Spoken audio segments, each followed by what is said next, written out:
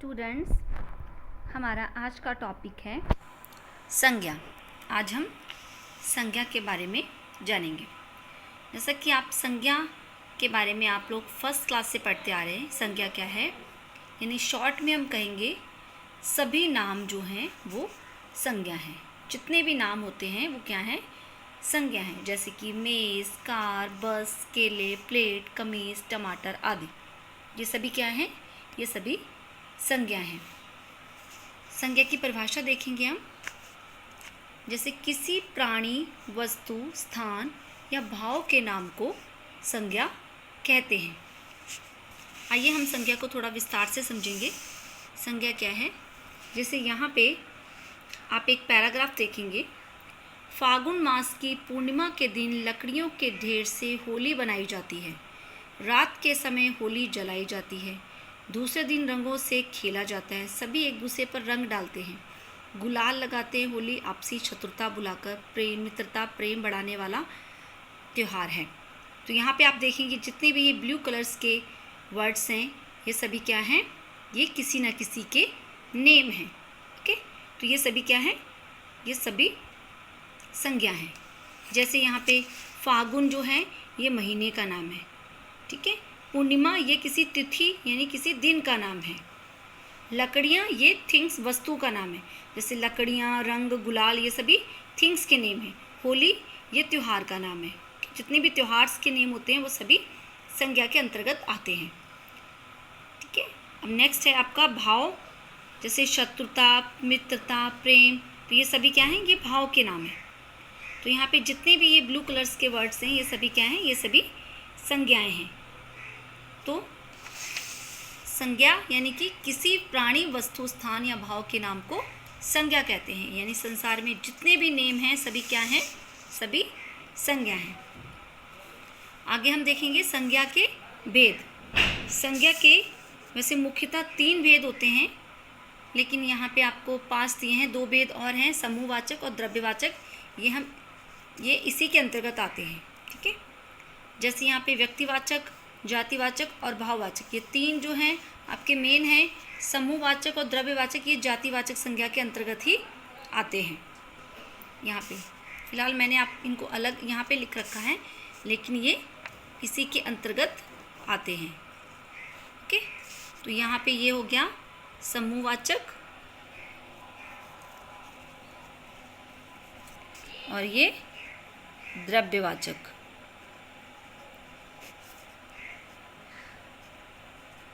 Okay.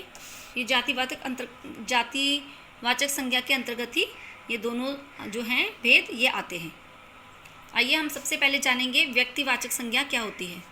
तो व्यक्तिवाचक संज्ञा जब जो संज्ञा शब्द जो किसी विशेष व्यक्ति के बारे में बताते हैं, किसी विशेष व्यक्ति के बारे में, किसी विशेष वस्तु के बारे में, किसी विशेष स्थान के बारे में बताते हैं, उन्हें क्या कहते हैं, उन्हें व्यक्तिवाचक संज्ञा कहते हैं। जैसे कि वह एक लड़का है, उसका नाम सुरेश है। तो सुरेश शब्द जो है ये आपका क्या है, ये व्यक्तिवाचक संज्ञा, क्योंकि नेम है। तो सिंपल भाषा में आप समझेंगे, जो एक होते हैं यानी जो संख्या में एक हों, विशेष हों, स्पेशल होते हैं, उन्हें क्या कहते हैं, व्यक्तिवाचक कहते हैं। जैसे कि सुरेश है, गंगा, हिंदी, सोमवार, नीलकमल, कुर्सी, डेयरी मिल्क, चॉकलेट, ये सभी क्या है, व्यक्तिवाचक संज्ञा के उदाहरण हैं। कैसे, जैसे अगर सिंपल चॉकलेट लिखा हो तो चॉकलेट शब्द जो है ये आपका जातिवाचक संज्ञा में आएगा, क्योंकि चॉकलेट्स तो बहुत सारी होती हैं। यानी जो चीज़ें संख्या में ज़्यादा हों, सिर्फ एक ही यानी जाति का बोध कराएं, उन्हें क्या कहते हैं, जातिवाचक संज्ञा कहते हैं। और जो संख्या में एक हो यानी जो स्पेशल हो, वो क्या होती है, वो व्यक्तिवाचक। जैसे डेयरी मिल्क जो है चॉकलेट का नेम है, तो ये स्पेशल है।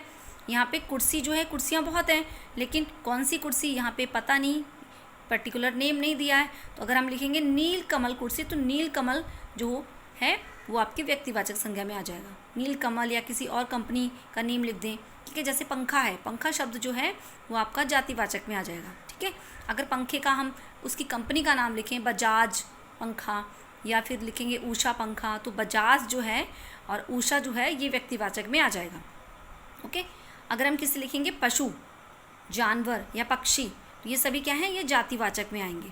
ये सभी जातिवाचक संज्ञाएं हैं क्योंकि ये किसी एक ही जाति के बारे में बता रहे हैं। ठीक है, अगर हम उसका नेम लिख देंगे, उस पर्टिकुलर पशु का या उस पक्षी का नेम लिख देंगे तो वो व्यक्तिवाचक में आ जाएगा, क्योंकि उसका वो विशेष नेम की ओर फिर इशारा कर रहा है। ओके, यानी वो इसका फिर एक विशेष नेम हो जाएगा। जैसे कि हमने लिखा कुत्ता, तो कुत्ता जो है ये आपका जातिवाचक है क्योंकि पूरी जाति को संबोधित कर रहा है। ठीक है, कुत्ता। लेकिन अगर हम उसका नेम लिखेंगे, शेरू, टॉमी, जैकी, जो भी है वो किस में आ जाएगा, वो व्यक्तिवाचक में आ जाएगा। ओके, नेम जो है किसी भी जानवर का नेम, किसी भी वस्तु का नेम, ठीक है, किसी भी चीज़ का नेम हम रख देंगे तो वो किस में आ जाएगा, वो व्यक्तिवाचक में आ जाएगा। सपोज दैट नदी, तो कौन सी नदी, गंगा, तो गंगा व्यक्तिवाचक में आ जाएगा।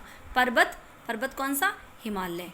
ठीक है, अगर कोई इमारत है, इमारत कौन सी, कुतुब मीनार, ताजमहल, तो वो सभी किस में आ जाएगा, व्यक्तिवाचक में। क्योंकि जो चीज़ें विशेष होती हैं और एक होती हैं, स्पेशल होती हैं, वो व्यक्तिवाचक संज्ञा के अंतर्गत आती हैं, और जो कॉमन होती हैं, साधारण होती हैं और पूरी जाति के बारे में बताती हैं, वो जातिवाचक संज्ञा के अंतर्गत आती हैं। तो आई होप सभी बच्चों को व्यक्तिवाचक और जातिवाचक अच्छे से समझ में आया होगा। आइए हम इनकी डेफिनेशन देखेंगे। यानी किसी विशेष व्यक्ति, प्राणी, वस्तु या स्थान आदि के नाम को व्यक्तिवाचक संज्ञा कहते हैं। जैसे मैंने बताया था सोमवार, यानी ये दिनों के नाम हैं, जितने भी दिनों के नाम हैं वो सभी व्यक्तिवाचक संज्ञा के अंतर्गत आते हैं। दिनों के, महीनों के, ओके, ये सभी किसके अंतर्गत आते हैं, व्यक्तिवाचक संज्ञा के अंतर्गत आते हैं। और जातिवाचक संज्ञा कौन सी होती है, जिस संज्ञा शब्द से किसी प्राणी, वस्तु या स्थान की संपूर्ण जाति का बोध होता है, यानी जो पूरी जाति के बारे में बताते हैं उसे क्या कहते हैं, उसे जातिवाचक संज्ञा कहते हैं। यानी जो सिर्फ एक व्यक्ति के बारे में बात ना कर कर संपूर्ण जाति के बारे में बताएं। जैसे यहाँ पे लड़का, ठीक है, कौन सा लड़का, अब उसका नेम नहीं दिया है, तो लड़का शब्द जो है ये पूरी जाति के बारे में बता रहा है। मेज़ जो है ये भी पूरी सभी मेज़ों के बारे में बात कर रहे हैं। पुस्तक, फल, पेड़, बच्चे, तो ये पूरी जाति के बारे में बता रहे हैं। तो यहाँ पे किसी का नेम नहीं दिया है, तो जब नेम दिया होगा तो वहाँ पे क्या होगी, व्यक्तिवाचक संज्ञा होगी। ओके, नेक्स्ट है आपका भाववाचक। अब भाववाचक संज्ञा क्या होती है, जिन संज्ञा शब्दों से व्यक्ति, वस्तु, प्राणी, स्थान आदि के गुण, दोष, दशा या भाव का बोध हो उन्हें भाववाचक संज्ञा कहते हैं। भाववाचक संज्ञा के उदाहरण है जैसे मिठास, हार, जीत, खुशी, दुखी, सुखी, प्यास, हैरानी। ठीक है, ये सभी क्या हैं, ये भाववाचक संज्ञा कहलाती है।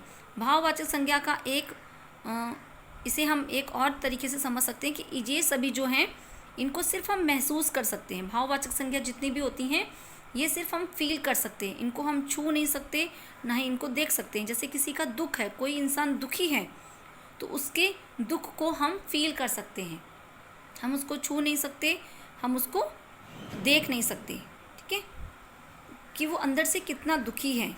किसी को प्यास लगी है, कोई प्यासा है, प्यास को हम फील कर सकते हैं। अगर हमें प्यास लगी है तो हम उसको फील कर सकते हैं।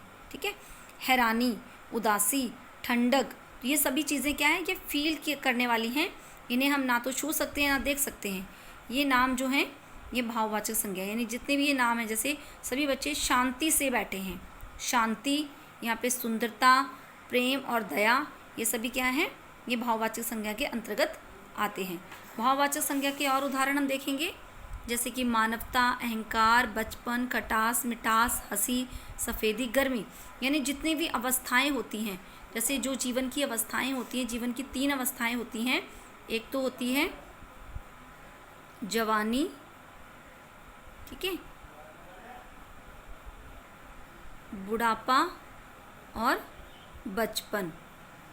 तो ये तीनों अवस्थाएं आपकी भाववाचक संज्ञा के अंतर्गत आती हैं। ये तीनों अवस्थाएं भी क्या हैं, भाववाचक संज्ञा कहलाती हैं। ओके, अब नेक्स्ट है जातिवाचक संज्ञा में ही जैसे समूहवाचक और द्रव्यवाचक, इसको हमने 2 भागों में विभाजित किया था।